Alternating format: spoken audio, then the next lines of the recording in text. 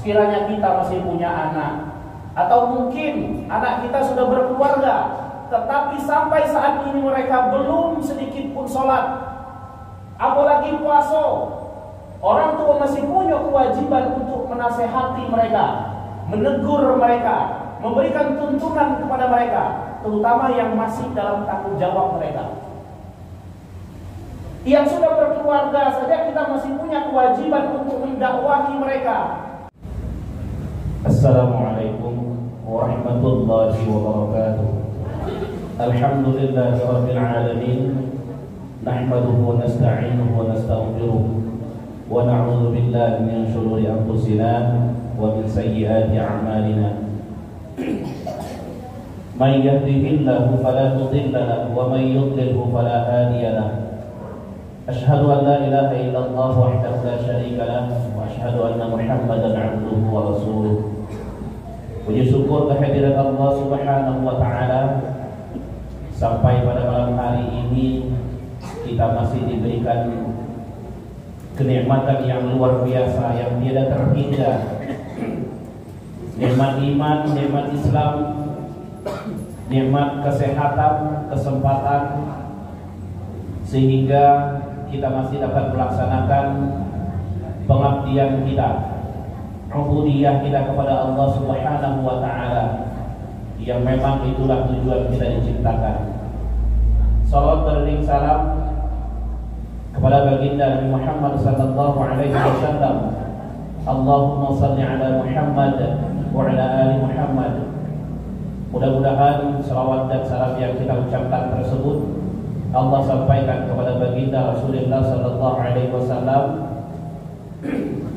seraya berharap kepada Allah di yaumil akhir nanti kita mendapatkan syafaat, pertolongan dari Allah, yang Allah perkenankan syafaat tersebut dari baginda Nabi Muhammad sallallahu alaihi wasallam untuk umatnya yang benar-benar mencintai beliau, berusaha melaksanakan sunnah-sunnah beliau. Amin ya rabbal alamin. Yang saya hormati pengurus masjid beserta jajarannya, Bapak Ibu kaum muslimin, jemaah salat Isya dan tarawih rahimakumullah.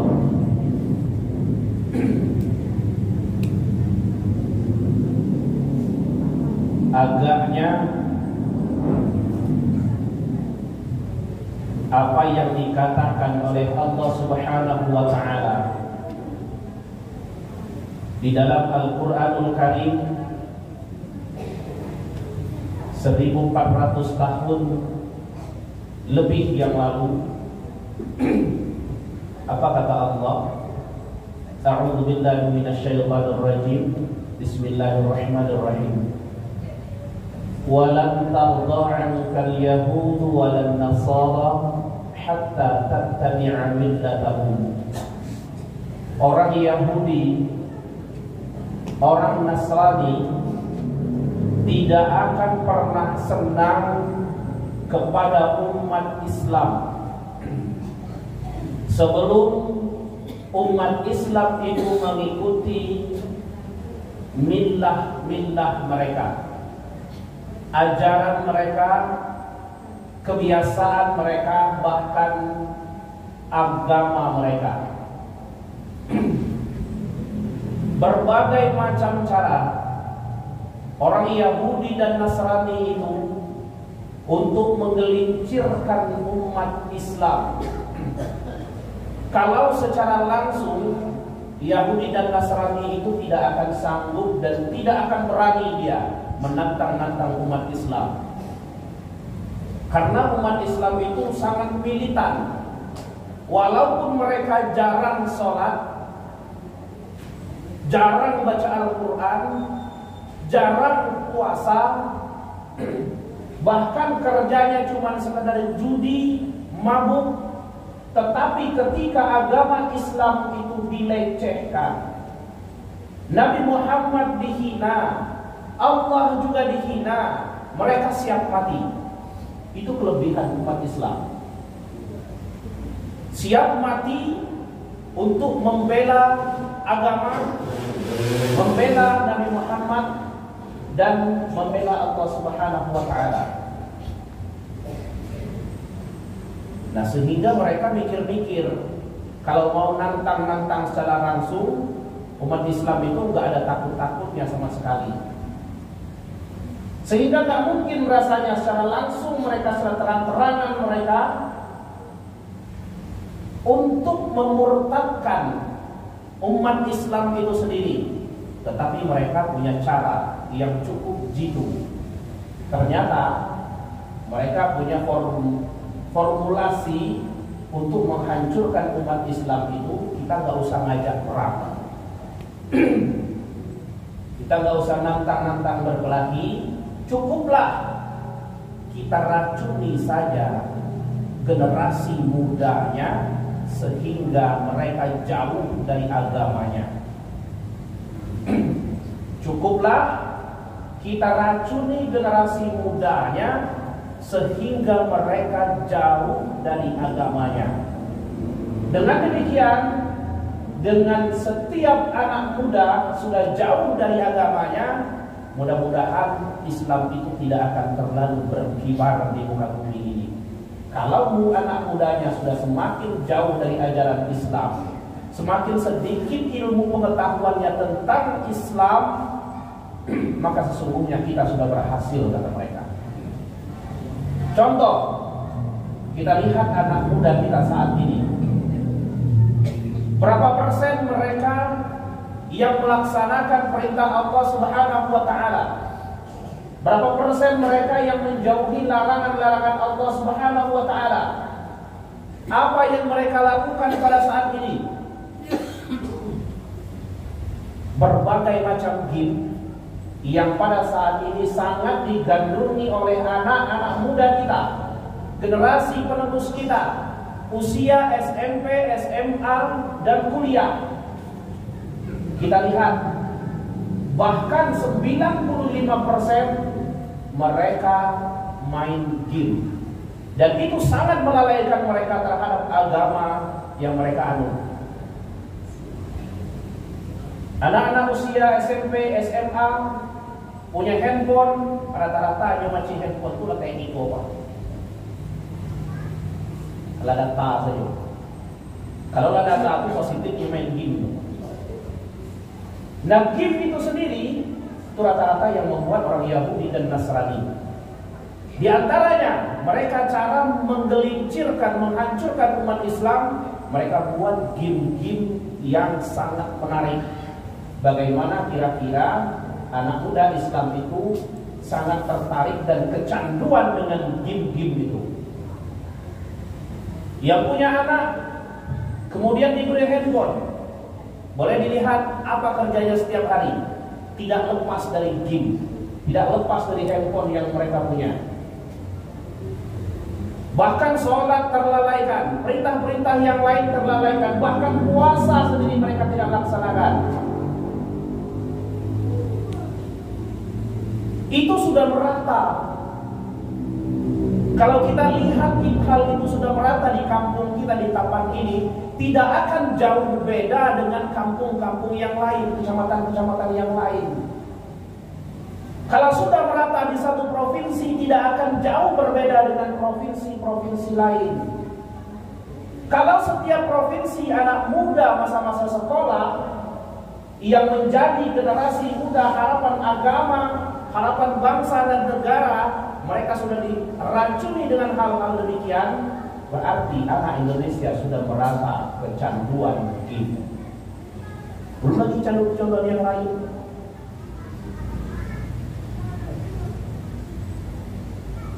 Kita lihat saat ini bagaimana mereka akan mendapatkan pengetahuan agama lebih, sedikit saja lebih banyak daripada yang lain. Kok cari kok malam ada enggak anak yang berusia SMP SMA? Dan cewek ada enggak? Apa enggak ada anak awak di Sikoko yang seusia itu? Banyak. Kalau banyak, kemana ini konyo? Kapan mereka akan mendapatkan pengetahuan agama yang lebih banyak? Kalau setiap hari mereka main game, Ada saatnya mereka mendapatkan ilmu pengetahuan agama, tetapi mereka tidak ikut serta. Di mana kada ilmu agama lebih banyak? Sekolah pelajaran sekolah umum, sekolah MTS tidak jauh beda sebenarnya dengan sekolah SMP. Oh, yang lebih banyak diharapkan agamanya di MTS di sini. Kalau tingkat SD di IT. Ilmu pengetahuan anak-anak awak ini cuma sebatas sampai khatam Al-Quran saja. Karena ketika nyo mengaji di MZA, PPQ, nyo masih wajib untuk melakukan didikan subuh, nyo masih wajib untuk ikut ngaji, sehingga disitulah nyo banyak mendapatkan pengetahuan agama. Tapi setelah itu mereka khatam Quran, mereka juga khatam ngajinya, tidak ngaji lagi. Sehingga ilmu pengetahuan agama, terutama mengaji, ilmu fikihnya, cuman ketika itu saja nyo dapat. Apalagi anak awak itu setelah yang teman SD itu nyambung ke SMP, nyambung ke SMA atau SMK, sudah itu sudah. Tidak bertambah ilmu anak agama anak awak. Ketika ada pengajian-pengajian yang tidak tiba, ketika pesantren Ramadan kayak gitu juga. Anak SMK, aku dek ngajar SMK, yang pesantren Ramadan di risiko, itu cuma separuh nanti bu. Nah, padahal itu kegiatan wajib. Tujuan pemerintah mendirikan pesantren Ramadan itu diantaranya adalah untuk mengisi keagamaan anak awak yang sudah sangat jauh dari nilai-nilai agama Islam itu sendiri, sehingga diwajibkanlah pesantren Ramadan. Tetapi apa yang terjadi? Yang datang cuma separuh lagi kemana? Masyiral muslimin rahimakumullah. Di dalam hal ini kita semuanya, terutama sebagai orang tua, sebagai kakek nenek, sebagai nenek mama, mempunyai kewajiban berdakwah untuk semuanya. Apakah itu untuk anak-anaknya, untuk anak kemenekannya, untuk cucu-cucunya. Wajib kita berdakwah kepada mereka. Kapan lagi mereka akan mendapatkan ilmu pengetahuan agama? Disitulah saatnya kita meraih pahala lebih ketimbang yang lain. Karena di sini kita mendapatkan pengetahuan agama. Setiap malamnya kita ada santapan rohani. Artinya ada. Mungkin itu bagi kita yang selama ini sudah mendapatkan ilmu itu saling mengingatkan, menguatkan. Mungkin bagi yang baru pernah menerimanya mungkin ada ilmu baru. Disitulah saatnya awak mendakwahkan kembali kepada anak keturunan kita, kepada anak cucu kita, pada anak kemenakan kita. Dakwahkan kembali, jangan sampai terputus hanya sampai di diri kita saja. Karena kita mempunyai kewajiban dakwah setiap pribadi kita masing-masing. Terutama orang tua terhadap anak. Karena semuanya akan menjadi pertanyaan di sisi Allah Subhanahu wa taala nantinya di yaumil akhir, bagaimana orang tua mendidik anaknya, terutama terhadap pelajaran-pelajaran keagamaan, ilmu-ilmu agama, terutama terhadap sholat mereka. Berkali-kali di mana-mana saya tetap semangat memberitahukan tentang hal ini. Karena anak kita saat ini sudah sangat jarang yang sholat. Puasa kayak gitu juga. Nyo kadang-kadang ngecek yo puasa, tapi nyo hilang-hilang nyo makan. Nyo pai ke kadai nyo makan, minum di situ. Tidak sedikit. Entah oleh karena mereka itu tidak mempunyai pengetahuan agama tentang kewajiban sholat dan puasa itu, atau mereka itu memang sudah membangkang betul terhadap perintah itu, sehingga tidak takut dosa. Oleh karena sudah menjadi kebiasaan, dosa-dosa besar itu sudah ringan saja untuk dilakukan. Maka orang tua punya andil besar dalam hal ini.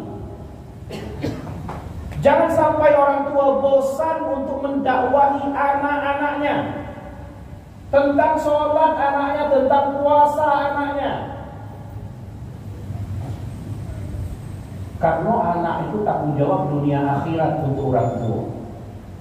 Jangan mentang-mentang kita sholat kita sudah luar biasa, lebih dari cukup, puasa kita demikian juga. Jangankan yang wajib, yang sunnah pun seluruhnya kita laksanakan. Kemudian kita merasa amal ibadah kita sudah banyak. Itu termasuk manusia yang tertipu apabila mereka tidak betul-betul memperhatikan amal ibadah anaknya. Orang tua punya kewajiban itu. Jangan sampai nanti di hadapan Allah ketika pertanyaan itu muncul, orang tua tidak punya jawaban. Oleh karena apa?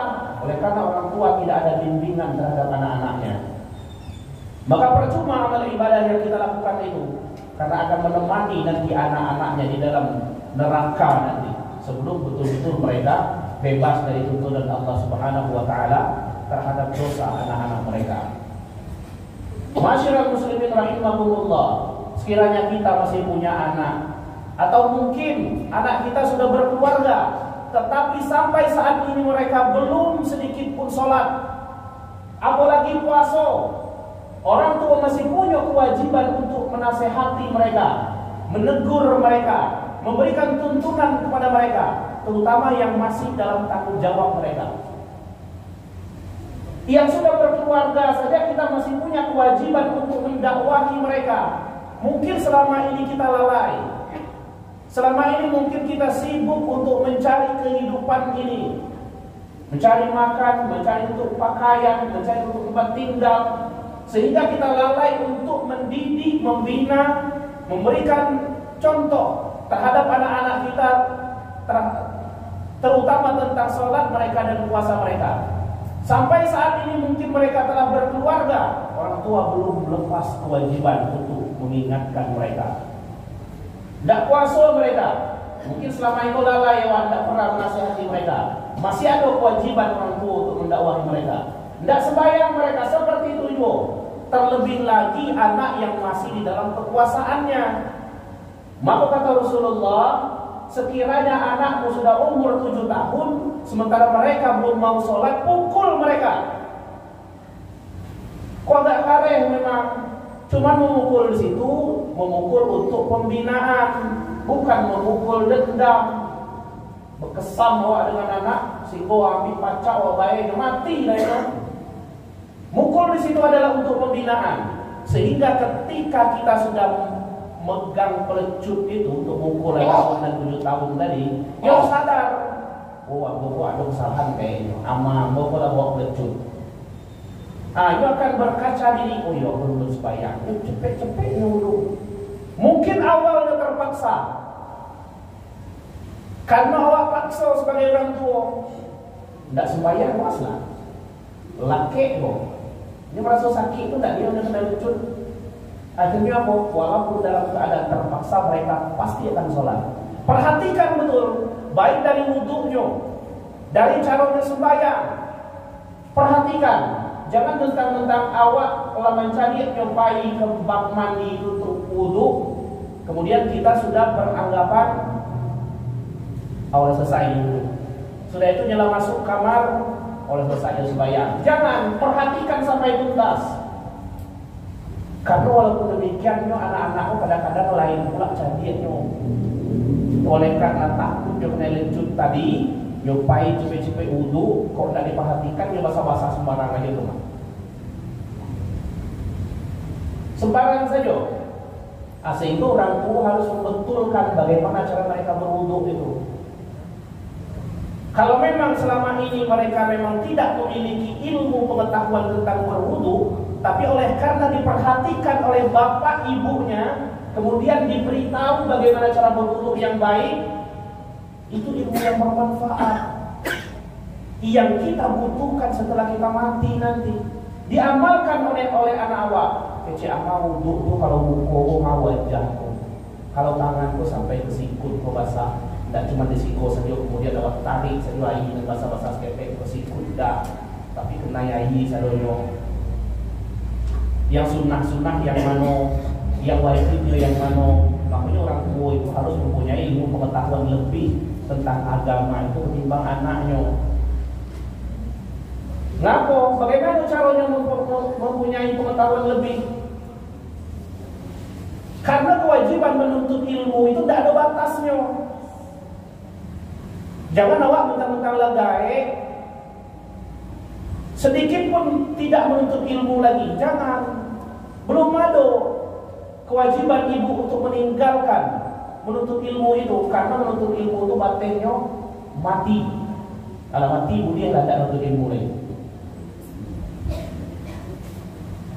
Talabul ilmi faridatun ala kulli muslimin wal muslimatin.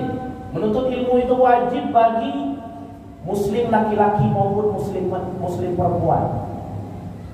Kemudian minal mahdi ilal lahdi, dari buayan sampai ke liang lahat itu batasnya. Jauhnya pun tidak terhingga. Tuntutlah ilmu walaupun ke negeri Cina, kata Rasulullah. 14 abad yang lalu Rasulullah sudah mengetahui kalau Cina itu bisa dikatakan negeri yang tidak beragama, komunis. Tetapi yang namanya menuntut ilmu boleh di mana saja, ambil kebaikannya, itu maksudnya. Terutama ilmu tentang agama itu sendiri, orang tua harus lebih tahu ketimbang anaknya. Maka bisa awak memprotes, nak wuduknya salah, tidak kayak gitu, yang betul kayak iko, urutannya iko. Maka itu yang ilmu yang bermanfaat untuk awak kalau awak dakwahkan. Tapi kalau cuma terhenti di awak saja, berarti pengamalannya cuma sebatas itu saja. Tapi kalau awak dakwahkan terhadap anak awak, berapa orang anak awak, kemudian inyo besok mendakwahkan kepada anaknya, pada cucu awak, itulah mengalir pahalanya itu dari awak ke anak awak, ke cucu awak, tidak berkurang pahalanya seperti yang mereka lakukan. Kayak gitu juga yang awak dapatkan. Itu pun tentang wudhu saja, perhatikan. Sholatnya kayak gitu juga. Kadang-kadang kadang-kadang sepicunya. Dek gara-gara orang tua tidak nengok, tidak menceli orang tuanya sembahyang atau tidak tu, lah masuk kamar perasaan awaknya lah sembahyang, tapi ternyata tidak. Dia tunggu waktu 3 menit atau 4 menit, kira-kira waktu sholat itu berakhir, dia keluar. Banyak yang kayak gitu. Maka perhatikan betul-betul sembahyang atau tidaknya. Gerakannya, apa bentuknya. Kalau awak ada ilmunya, kalau gerakannya salah, kasih tahu. Karena jangankan anak-anak, orang tua saja banyak yang tak betul gerakannya sembahyang. Banyak yang tak betul gerakan sembahyangnya. Awak punya awak tu menuntut ilmu tu tidak terbatas ruang dan waktu.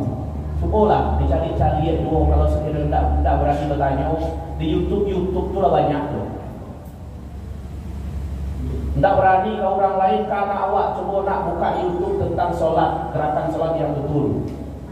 Tengok di situ, tidak jelas dia awak tengoknya suruh anak awak, apa bentuknya nak takbirnya, apa bentuknya, berdiri tegak lurusnya bagaimana, pas diduduknya bagaimana, betul tak yang punya ayahmu?